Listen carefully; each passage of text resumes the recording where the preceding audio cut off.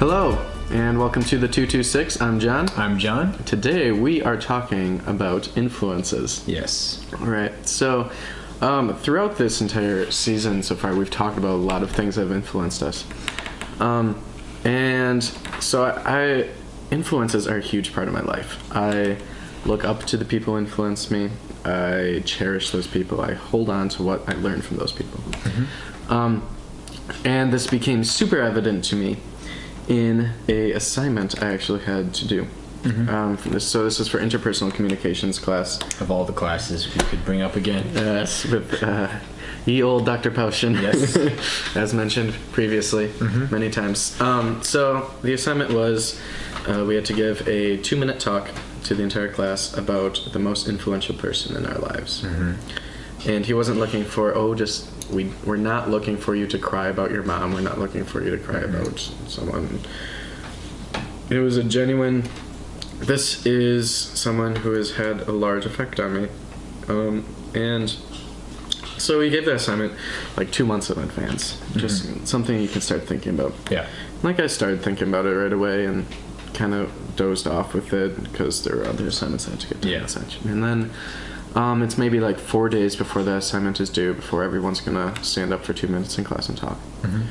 And I start trying to figure out who I'm gonna talk about. And I go on what was probably the hardest, I remember it being a very long couple of days for you. Yeah. Because you would talk about it all the time. Yeah. You're narrowing it down to a number of people and trying to decide. And I think the thing that we both resonated with at that time was that there isn't we don't think of people who influence us in terms of like a hierarchy. Correct. It's not this person holds first place. It's another person in this group of people that influences me. So picking one for you was something that was really tricky. Exactly. At least from what I could see. Yeah, that was completely it. I actually wrote my 2-minute talk and practiced it. Had it to exactly 2 minutes, and then said, nope, I can't do this. Completely scratched that talk. I think I wrote another one or started writing another one and started practicing, and then again just completely junked it because it didn't feel right labeling one person in my life as the most influential. Yeah. And it was this big eye-opener. Anyway, along that process, I discovered this really cool thing. This is a way that I figured out all the people who influenced me in my life, and then where those people exist in my life, if I've met them, if they're family, friends, stuff like that. Yeah. And then just kind of, it took me on a journey from, honestly, early on, earliest influencer until very present of who has influenced me. So I made this thing.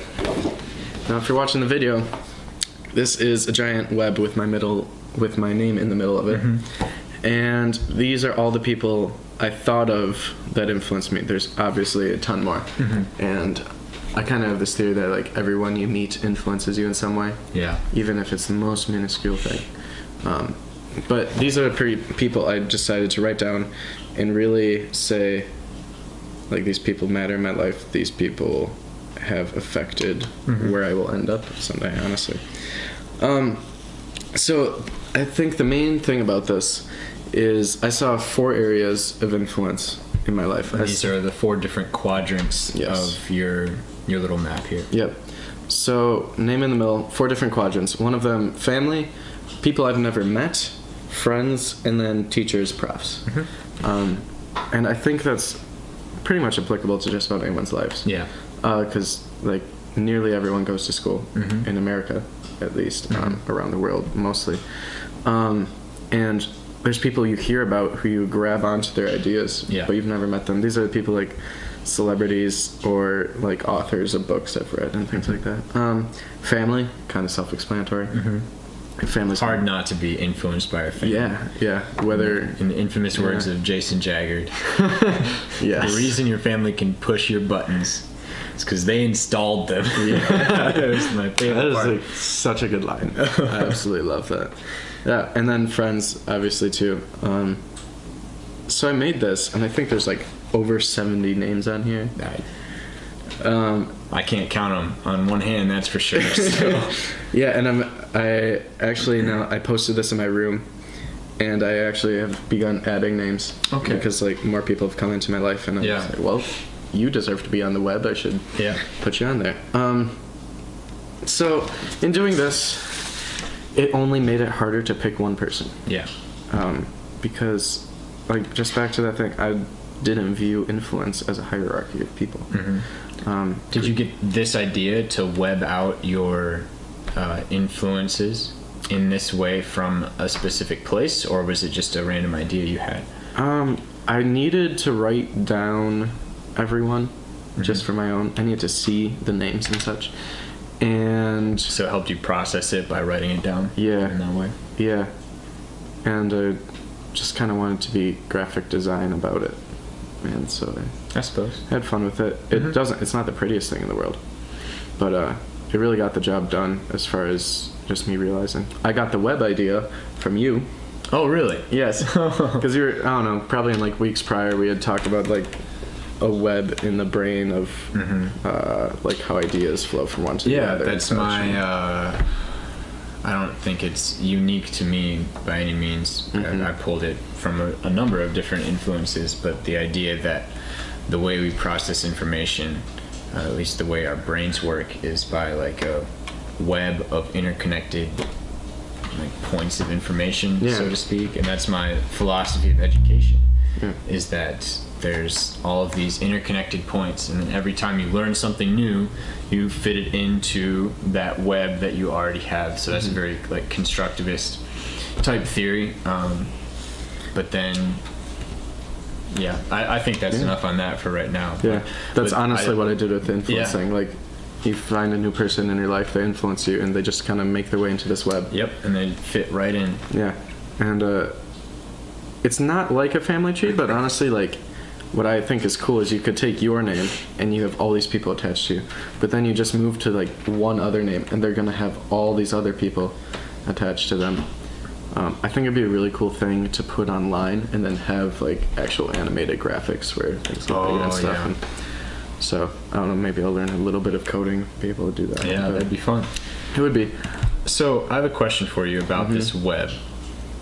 In this one where you have these 4 quadrants with family, people you've never met but who you've drawn a significant amount of influence from, your friends, and then teachers or professors that you've had before.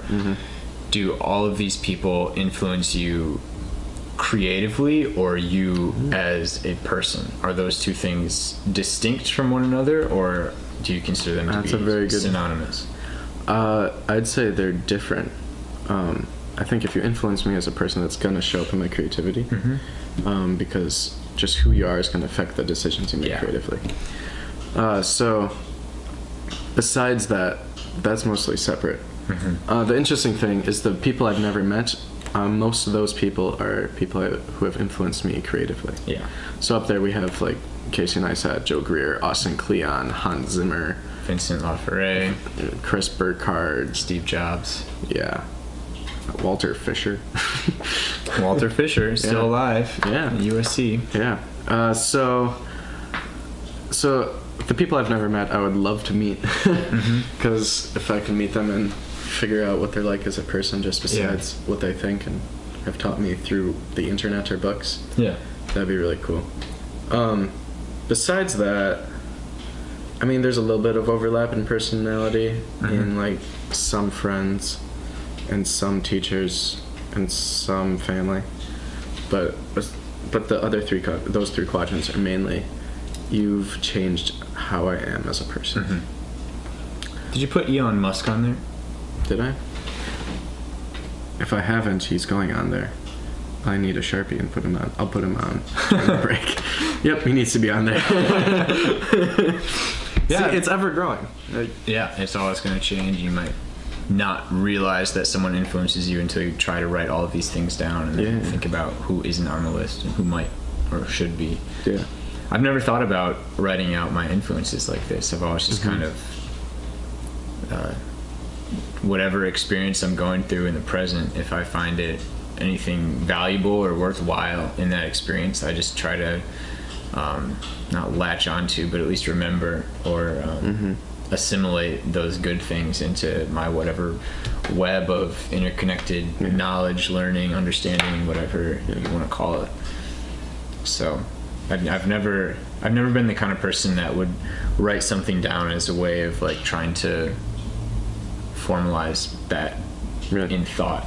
I guess we might be different in that way. I wonder if that's like an introvert extrovert thing. I don't know. Like because I'm the extrovert and I need to write things down. So in class, if I'm listening to something, especially if there's like a PowerPoint, if I see it on the PowerPoint, I just don't. If it's important information and I'm actually paying attention in class, I don't really forget it.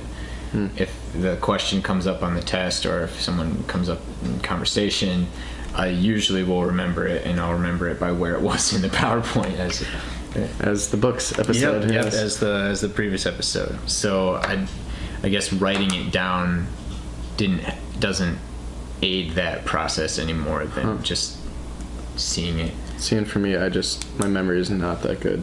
I don't have that photographic or any memory like that, so writing it down really helps me. Yeah. It's kind of my so subtle way of paying homage to all these people too. Because like I care about these people so much. Yeah. I like the tree sort of visual. Yeah.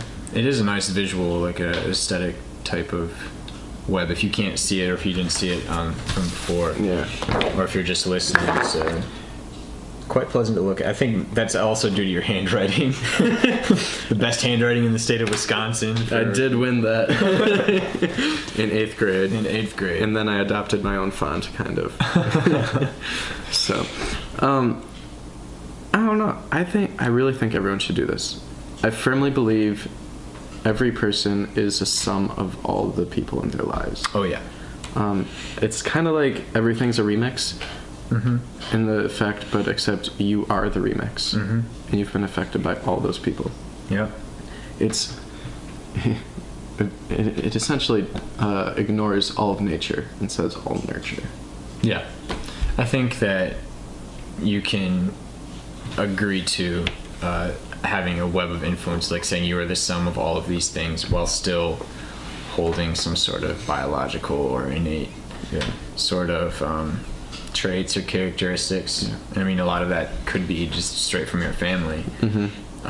So like your mom and dad, that's where where your genetics comes from, literally. So but when it comes to like socialization and whatnot, that process as you get older, I think we've even talked about theories like that, like symbolic interactionism, where all of those experiences you have, you sort of reflect on them like this, and that kind of shapes who you are as a person. Yeah.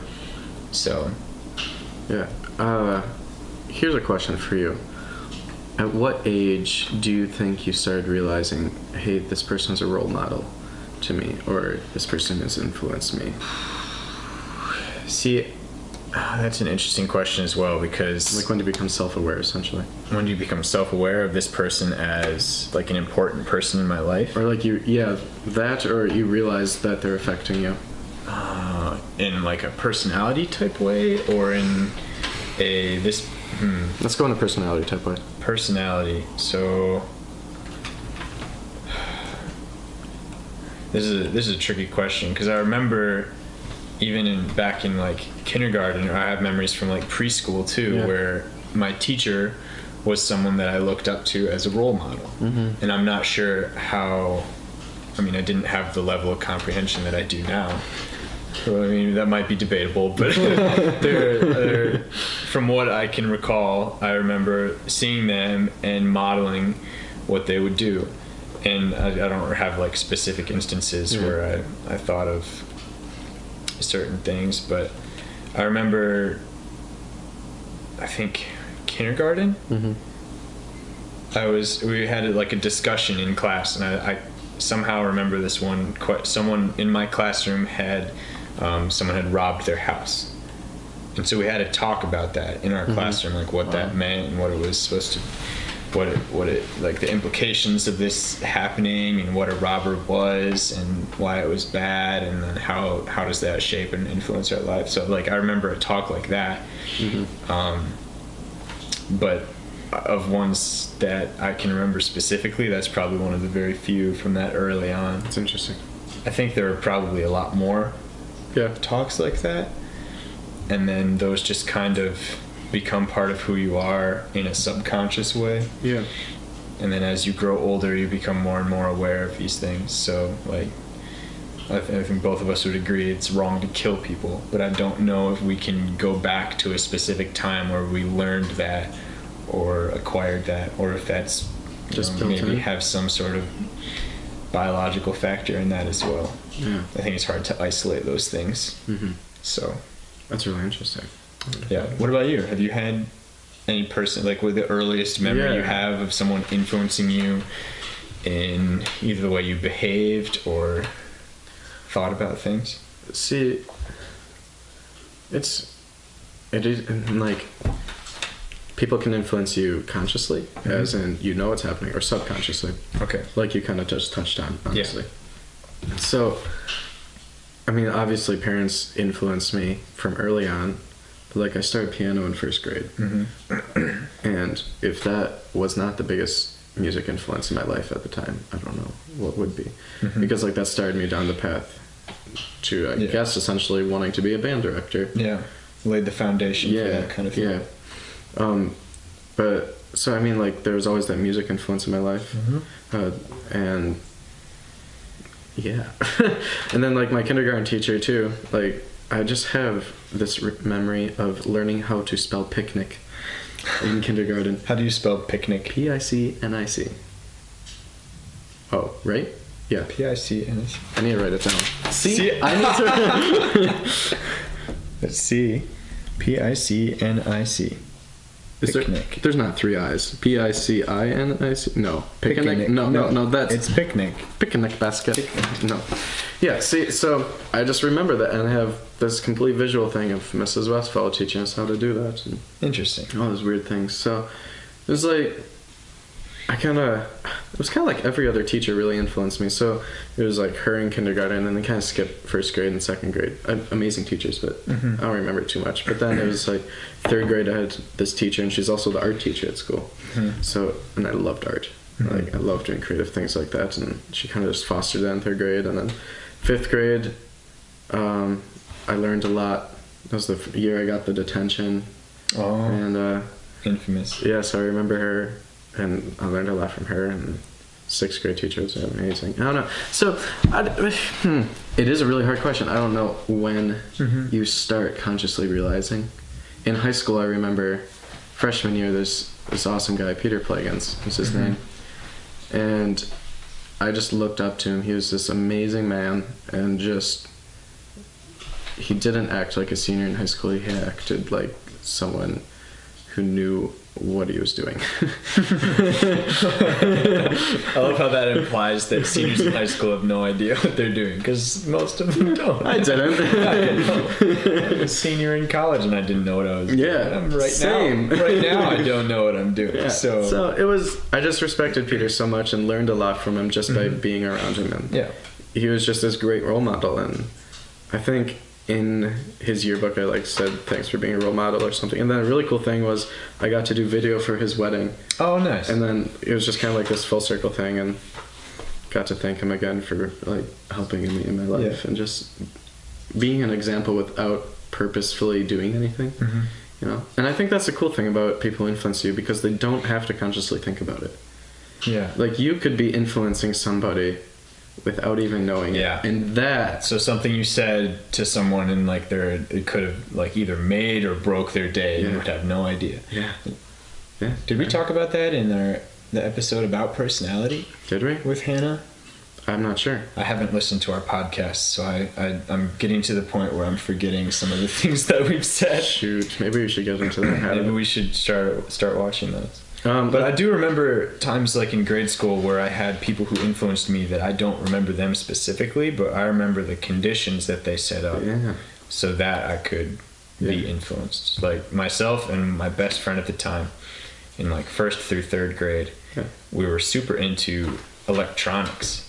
Like he had a ton of like electronic stuff, just like alligator clips, and light bulbs and little motors, tiny stuff. We made a hovercraft out of like some styrofoam and some computer fans or something. Yeah, computer. It was I don't know if it was a computer fan, but we would literally. He just had all of these like junk parts, and we'd be trying to make something. We needed a certain resistor. Yep. And so we'd have to go in and find the colors, the correct ohms. Yep, the correct ohms, and then we had to do all that. We had to do math sometimes to like combine resistors that could make something. So there was just a whole ton of fun stuff there. And I remember that in school we were encouraged to do this. We took time out of our class day for just me and my best friend to go and do stuff with electronics. That's awesome. Made our own motor from scratch. Nice. Which was super fun. I don't remember the teacher that did that or who set that up or how that worked. I'm actually kind of curious now. I might try to go back and because I've lost touch with everyone from Ohio pretty much, but where I was born, and even the friend that I had there, I was too young to be able to stay in touch with them when we moved. So I'm kind of curious now. I don't remember the teacher doing that. I really love the the student directedness of that. Yeah. Not for like a selfish sake, but as like someone who went through as an education major. Yeah. Just that idea is something that I would want to do for my students if I ever was in a classroom. If I saw them passionate about something or having like an affinity for something, I would, let's do it. And to do that like 15 years ago is very like ahead of the game. Yeah. Because that's like people are trying to change education into that today. So that's awesome. Very neat. That's a great influence. So something I want to know more about, because I didn't include it on my web of influences, the way strangers influence you. Those like one-time little meetings, you run into someone, they say something, and it just sticks with you. You know? See, I think that might have more to do with you being an extrovert. It is true. I'm always running into people. Yes. So, do you have a specific story or something that happened that made you think of that as an influence? I mean, like last night, I met someone new, and just kind of they were confident and bold enough. It was just this tiny little freshman, and they're just super confident and bold and friendly, and that was just really cool. Interesting. But besides that, this morning we ran super early, 5 a.m. Yeah. And I was walking out of the building where we ran, and this old man just asked how the run was. It was good. And he's like, "Push yourself today," and it was just this. He didn't have to offer anything. He just decided to share, push yourself today. Interesting. And it's kind of been bugging me all day. I think that the same guy asked me if I ran 10 miles. And I said great. More like 10 laps. That was a stinky little track. So it's interesting. Like, why do some people feel this need to just share human stuff with someone they're never going to meet again? Yeah, I don't know. That's something that's, I don't want to say 100% foreign to me, but maybe like 99% foreign to me. I've just never, I have these thoughts all the time about like social media in general. Like, why does anyone post anything ever? It just blows my mind. Like, why do you feel the need to do this? The need for sharing, the need to feel validated. The need to like feel validated. Yeah. Like, what is the purpose behind what you're saying there? And there's, I mean, some theory that goes into it, especially on like Facebook. You'll see people that it's very clear what they're going after, what they want to get out of a specific post or a specific interaction, whether it's the need to be right about something or the need to like feel good about themselves, or to present themselves in a unique way. That's more Jason Jaggard too. Straight out of his talk again is. Well, I'm gonna put Jason Jaggard on here right now. Okay, so like another little instance, I met someone and just they had the tiniest bit of influence. This past summer, I did a wedding in Washington, so I flew from Milwaukee to Seattle, which was a ton of fun. Yes, I've flown by myself before. Kind of, I mean, like on tours with a bunch of other people, and But this time, I knew no one else in the airport. So I'm going through security, and another guy behind me, just directly behind me, is also flying by himself. So he doesn't have anyone to talk to. I can't imagine flying any other way. It's really fun, actually. I enjoyed it. And we just kind of made friends within like the half hour we were waiting in security line. We just talked, and it was really cool because, like, honestly, in airports, so many people are uptight. And it was just this moment of, we're just both people traveling. We have so much in common, even though I know nothing about you. And it was really cool. And kind of like from that day on, I was like, when I travel by myself, I'm going to try to make an airline friend every single time. Interesting. Someone I meet, have this conversation with, I probably will never see again. And see, my goal is more like, I want to see people who are becoming airline friends and just witness them, or maybe eavesdrop on them as we're flying. But yeah, no, so like it's in security lines, or when I sit down and like try to make friends with the person I'm sitting next to, because I just think that's the right thing to do. I don't want to. Obviously, everyone has different personalities. Yeah. And maybe some people don't want to talk, and I'll respect that. But I think if you're gonna share a couple hours with someone, why not talk to them? Why not find out who they are, why they're that way? Yeah. It's not that I'm opposed to. It's just part of what I do. And I guess like if I'm running and I see someone else running that I'm passing, I'll like I'll give them a casual like hello or like beautiful day, something like that. Especially if it's like a really nasty day out, or it's like just something. It's disgusting today. Having an awful day today. Those things I think are just like the social. There's probably a fancy word for it that I'm forgetting off the top of my head, but there's just those little interjections that you say that are kind of expected, like in the morning, like good morning, fine, thanks. So usually my response, and that's about the extent of the sharing that I'm used to, at least when it comes to interaction wise. There's never really a substantive. It's just like a social norm that we have.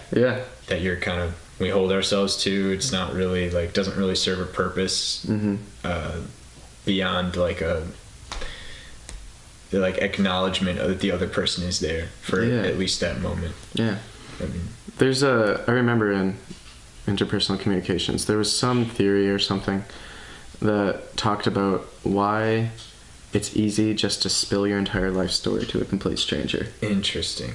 And it really is. Because... Do you remember what theory it was? I would have said that. I'll research and tweet about it probably. But it was... Like for me, sometimes all I need to do is just talk. I need to hear myself speak, which is both conceited, but it's... That's how you process information. That's how you think. So I don't think that there's anything wrong with that. So... And sometimes it doesn't matter who's receiving it. It's just someone I can talk to. So is that just the way you process information? Is that the theory behind it? Maybe. Or is the theory behind it is for strangers. So I wonder if somehow the people that you know or people that you're close to, you've had interactions that might have influenced what you would want to say. And so you're more aware of those things as you're saying them, which might lead you to change what you say or hold back from what you really want to say because you're taking into consideration the things that they already know about you. And that's why talking to strangers is really cool, because they don't know anything about you. So they will be the freshest pair of eyes on any situation ever. See, I'd much rather listen to someone's life story than tell my own. That's why I just tell you my life story all the time. That's why I share all the time.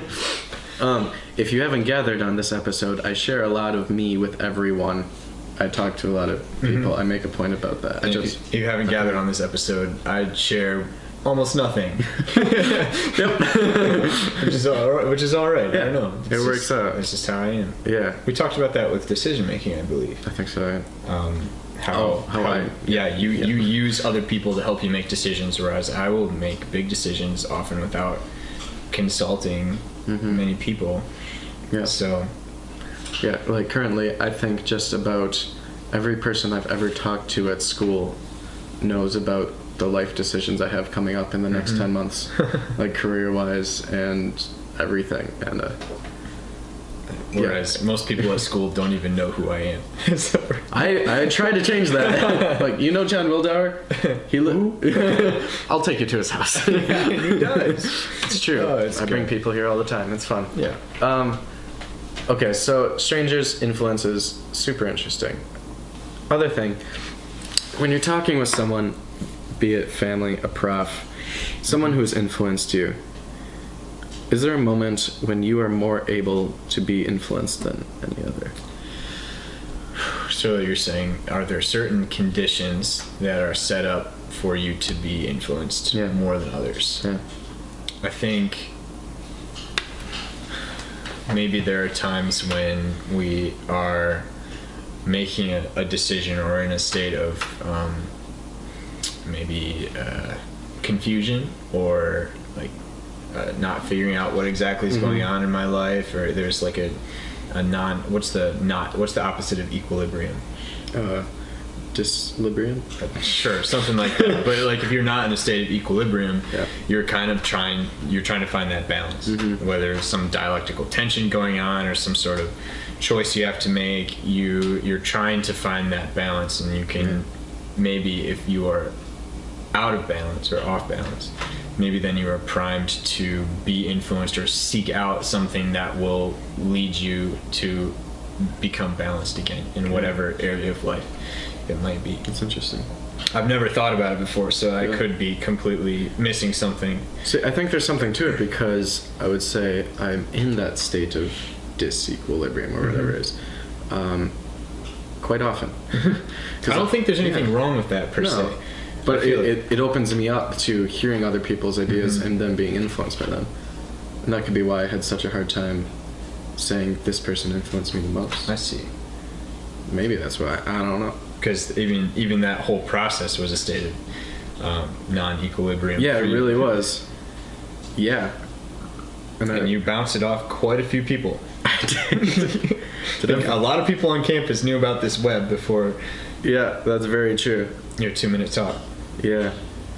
Yeah. Should I talk about what I talked about in that 2-minute talk? Maybe we could wrap up with that. Okay. We'll say. Because I'm going to have to think about, as we're talking here, who's influenced me the most as well. I was going to ask that. I don't know. What'll probably happen is I'll think about it in between, like most introverts do, in between our various interactions. And I won't make a decision until right before. I won't actually figure it out until I actually say it, which is kind of ironic, because that's how you process things as well. Yeah. I'll be forced to make a decision at the end in a couple minutes here. But Yeah. no, there was something that I was kind of dwelling on before. Just the idea that you being out of equilibrium or not in a state of balance sort of primes you for being influenced by something.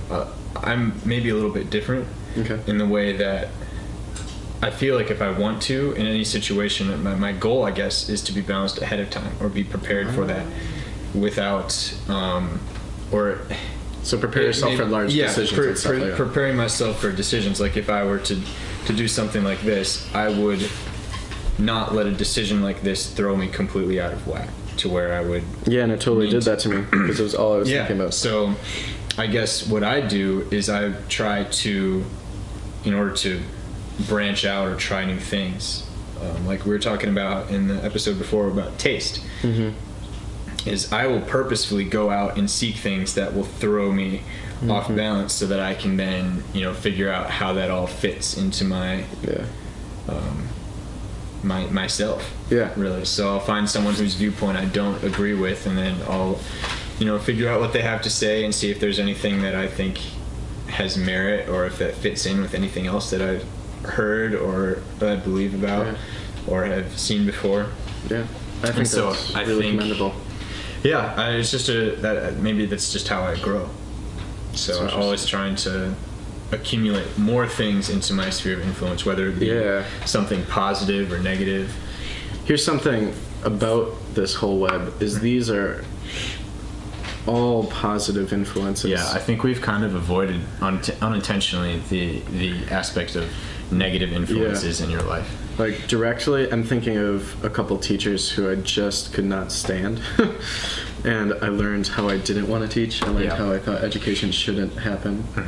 And how passion should not be communicated. Yeah, I think everyone has a few teachers like that. Yeah. I have a couple friends who are like that too, who Yeah. are maybe no longer in touch with, intentionally this time instead of unintentionally before. Sometimes that happens in people's family. Yeah. Which that's never happened to me. I've been blessed with an amazing family. Likewise. And then with people that, covering the last quadrant of your sphere or your little web here, people that you've never met that have been negative influences on you, I think that's a good point. I wonder if like social media has this kind of effect on people. Well, so yes, it totally does. You look at like the political discourse of this era is just kind of, it's ridiculous, bifurcated in the sense that people will have these, they will view someone negatively, and maybe they don't let them negatively influence them in what they believe, but maybe in the way they interact. The presence of these people in their social media life kind of causes them to say things that maybe they regret later, or I don't know. I've totally seen that. There's a photographer I follow on Twitter, Instagram, and the whole 9 yards, and I specifically remember him tweeting something about how he wasn't going to post about politics. So he was going to stay out of it. It's really not useful. Yeah. It's good that you have an opinion. I think you should care about things, but just getting into rants on Twitter, not a good idea. I think people are so pedantic about things like that, even just in non-political stuff, and then once you bring politics into it, I just feel like there's a much better way to discuss political things, and it's probably in a face-to-face interactions or in group settings, and not online where words can be misinterpreted and true emotions can't be expressed or received in a proper way. Like goes back to the Reclaiming Conversation book. It's so hard to have even really effective positive interactions with people when they aren't political. Like how much can you get across with just text? Without emotions and nonverbals. It's not to say that those things are bad, of course. Like, you people writing letters in wartime, like those are collectible, and you can read them again and again, and like those, it's great, but it's not a complete substitute. And I think the same should be held in any topic when it comes to something that there's some serious contention about. I think face-to-face interactions are the best place for that to happen. And most of these influences, I had a lot of face-to-face interactions. Getting back to that photographer who said he wouldn't get involved in politics. Now, probably about 75% of what he posts is politics. Interesting. Because of people he followed who were doing it, and he just had enough, and he got into it, and now he can't get out, which is really interesting. So I see him struggling to get out of it because he hates it, but he just keeps doing it because he thinks his voice should be heard and stuff. Like, he has a large following. Like, he is an influencer of many people. And we haven't even talked about how social media influencers happen and stuff like that. Because that's huge. But it was really interesting to see him completely flip, and now he went not going to talk about it all to talking about it a lot to I'm really struggling with this and I want to get out but I can't because situations. But let's talk about social media stuff a bit. Influences there I think are intriguing because there are certain aspects about people that lend people to be more influential. So how many likes does your video have? That in a way, if you're not thinking about it, your initial reaction is that gives you credibility. If a lot of people have seen this, that gives you influence. If you have a lot of followers or whatever it may be, just the sheer magnitude of people that you are in contact with, either by following or by receiving, whatever it may be, those people you could say have an influence just by the number of connections that they have.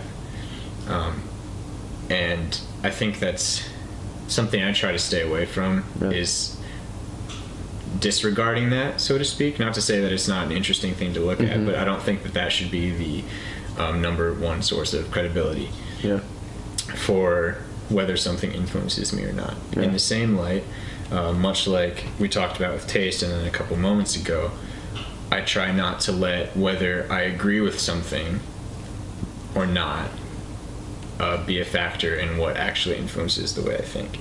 So if I find something that I already agree with, like, how is that influencing? Like, how is that influencing? It's not influencing. It's that's really going back to the point that Jason Jaggard made is the adult brain will make a conclusion and then seek out evidence to support that conclusion that has already been made. Yeah, and social media is a lot of that evidence. Yeah, I think that's super true of like tweens and teens. So you start in like 5th grade through high school. Those people can be influenced so easily, especially Here's on social media. I agree with. Boom. Yeah, especially if they feel like no one else in the world agrees with them.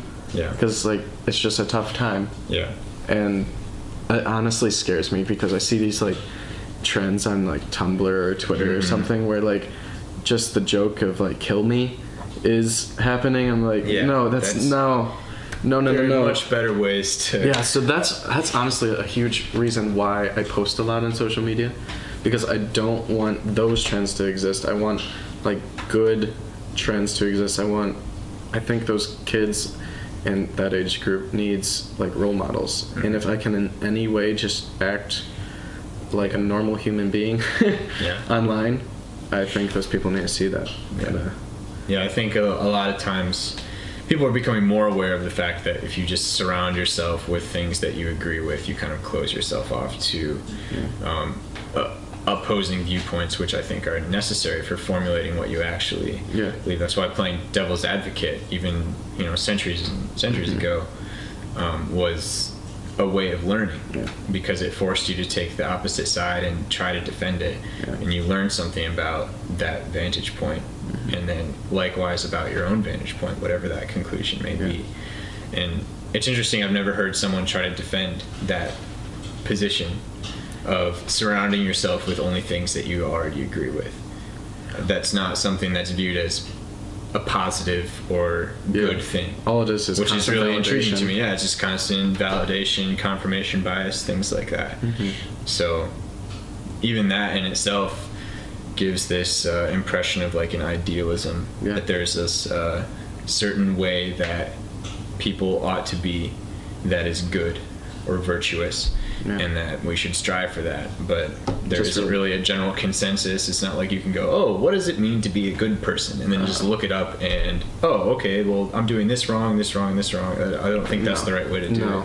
I think there should be a struggle involved with it, finding out who you are and who you let influence your life. Because it really is a choice, I think, at the end of the day, who you let end up on that. Yeah, it's definitely not black and white. It's all gray. Yeah, so humans are gray. All life choices are gray, I think. Yeah. So the 2-minute talk I gave. This is where I pretend like I'm actually deciding about who I'm going to talk about at the end too. No, so it was like volunteer basis, the order. Everyone in the class had to talk. And did you go last? So what happened was I was like, I'm going to go first. I'm going to get it over with. Okay. Because I had prepared something before class, and up until about 20 minutes before class, I was like, I'm going to go first. And then walking to class, I had to go up these 4 flights of stairs, and the higher I got, I was like, no, I can't talk about this. I can't just pick one person. And the closer I got to the top, I was like, no, I can't do it. So you didn't go first? No, I didn't. Okay. So I didn't go first, and I was like, okay, I'll just get it over in like 5 more people, because there's like 30 people in this class maybe. And 5 more people went, and I still wasn't ready, and I was more unsure of what I wanted to say. And the more people that went, the more unsure I got from any decision about influence in my life. It was just this moment. Did you have this in front of you too? You're just furiously like, oh, no, I wasn't even looking at the web. I had it in my head. Oh, okay. But I was furiously trying to think, who am I going to talk about? And like people are bawling about like a grandfather or this amazing teacher and stuff, and like there's these so amazing stories. People are doing great, and I'm just there like I can't. No, this isn't right. I would not be true to myself if I did this. So it finally gets to the last person, which is me. So you could go last. And yeah. And I've been very outspoken in this class. Like I talk a lot because I enjoyed the class, and so everyone knew I had to go still because they've been waiting, I guess. Oh. So everyone just kind of looked at me. Okay, here I go. I stood up and I talked about how I couldn't decide. I talked about how I could have talked about my dad or my grandpa or my mom or all these people or all my friends and teachers and the people I never met. And I talked about that, but I couldn't decide. And ultimately, like, I love being strong in faith. And, like, I'm a Christian. So ultimately I was like, God put these people in my life to influence me. So honestly, like, he's the ultimate influencer. So whether you subscribe to that or not, I still think in my mind it's not right to say one person influenced me the most, because it's like there's so many that get put in your life. And it implies that you can make quantitative, like... No, and it's all qualitative. Yeah, like, it's all subjective. It's all gray. Everything is gray. I'm going to write a theory of grayness or something. Oh, and wow. all it is going to be is everything is gray. Okay. I just wrote it. Yeah, there you go. So that's what I talked about, and Dr. Paushin got up and was like, yeah, that was a good way to finish it. Because, I mean, people gave specific examples, but he agreed, like, it's really hard to pick one person, and it was kind of cool to... I did feel validated by him saying, thanks for saying that. Thanks for saying this was a struggle.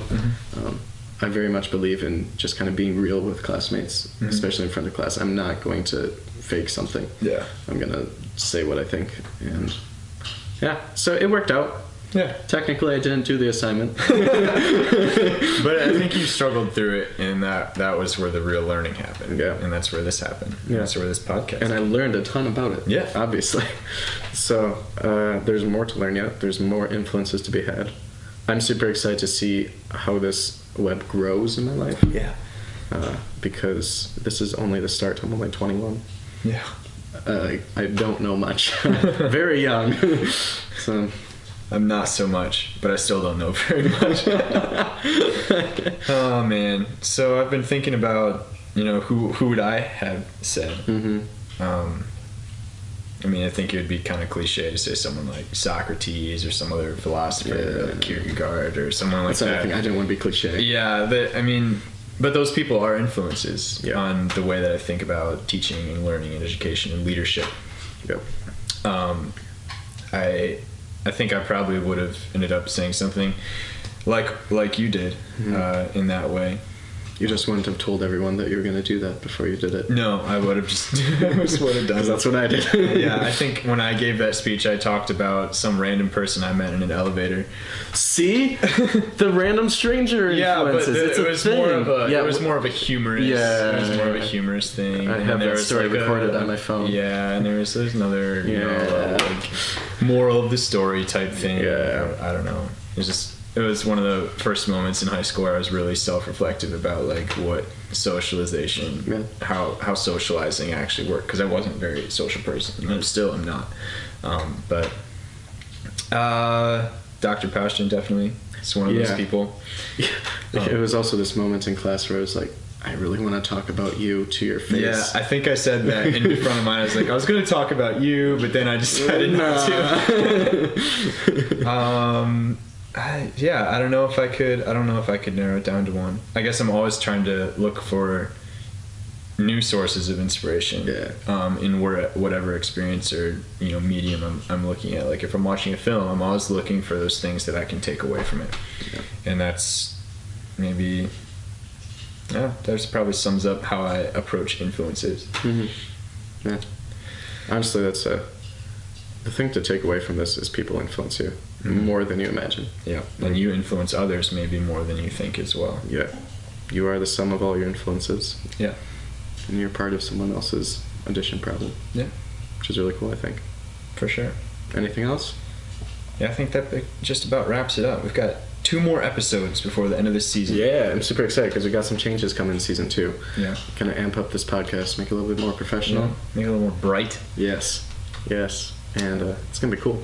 Topic for next week is undecided as of right now, but we'll come up with something interesting for sure. Yes, and then episode 15 will be sort of a recap of this whole first season, kind of this last 6 months as we've been doing this. Kind of what we learned. Yeah.